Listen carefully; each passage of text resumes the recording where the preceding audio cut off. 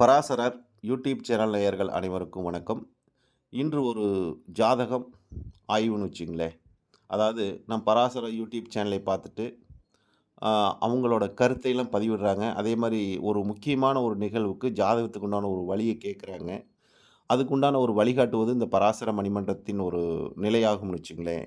ஏன்னா, இந்த Parasara YouTube channel வழியாக நாங்க எப்பொழுதுமே ஏதாவது ஒரு ரிஸ்க்கான ஒரு ஜாதகம், ஏதோ பிரச்சனைக்குள்ள ஜாதகம், அவங்களுக்கு ஏதாவது ஒரு தீர்க்க முடியாத பல ஜோதிடர்கள பார்த்து, அதுக்கு ஒரு வழி வழி தெரியல என்று சொல்லக்கூடிய நிகழ்வுகள நாங்க ஆய்வு பண்ணி, அதுக்குண்டான ஒரு நிலைப்பாட்டை இந்த பராசர மணிமன்றத்தில நாங்க அ ஆய்வு பண்ணுவோம் ஜாதகத்த. போட்டு அத யூடியூப் சேனல் வழியாக அத வந்து பதிவிடுவேன்னு வச்சுக்க. நான் சொன்ன கருத்தெல்லாம் அதில பதிவிடுவேன்.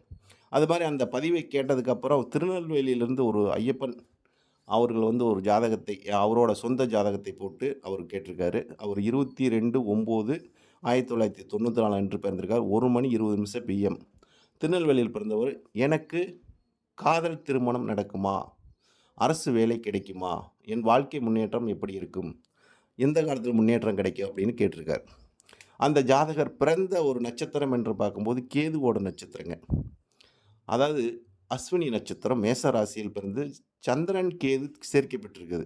அவர் பிறந்தது வந்து தனுசு லக்கினத்தில் பிறந்திருக்கார். பிறக்கும்போது கேது மகா திசை வந்து இந்த ஜாதகத்துக்கு இருப்பு பார்த்தீங்கன்னு வச்சுக்கோங்க, 5 வருஷம் 3 மாசம் 16 நாள். அதுக்கடுத்து சுக்கிர மகா திசை. இப்போ சூரிய மகா திசை நடந்துகிட்டு இருக்குது ஜாதகத்துக்கு. 31 வயசு 3 மாசம் 16 நாள் வரைக்கும் சூரிய மகா திசை. இப்போ சூரிய திசையில வந்து சுக்கிர தசை, சுக்கிர புத்தி நடக்குது. கடைசியா இந்த ஜாதகத்துக்கு நடக்கக்கூடியது சுக்கிர புத்தி நடக்குது.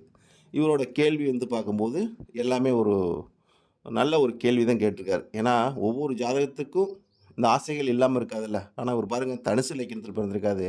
லக்னாதிபதி போய் 11ல உட்காந்துருக்காரு. அப்ப இவருக்கு ஆசை இருக்குமா இருக்காதான்னு பார்த்தா, அளவுக்கு அதிகமான ஆசை இருக்கக்கூடிய ஜாதகர். ஏன்னா, ஒரு லக்னாதிபதி 11க்கு போனா ஆசைப்பட்டதை அடையணும்னு அவங்களுக்கு ஆசை அதிகமா இருக்கும்.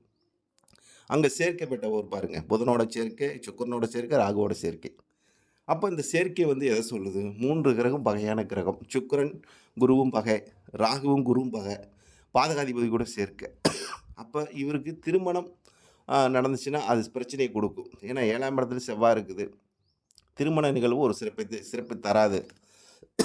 அப்ப இவரு காதலிச்ச பெண்ணை திருமணம் பண்ணுவது சிறப்பு. காதல் திருமணம் நல்லாருக்கும்.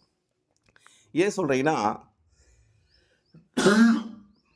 5ஆம் அதிபதி 7ல். 5ஆம் அதிபதி 7ல் இருந்தா காதல் திருமணம் நடக்கும்பாங்க. 5ஆம் அதிபதி 7ல் இருந்தா காதல் திருமணம். அதுக்கு 3, 11 சப்போர்ட் பண்ணணும். இங்க 3ஆம் அதிபதி ஆட்சி, வக்கரம். 11ஆம் அதிபதி ஆட்சி.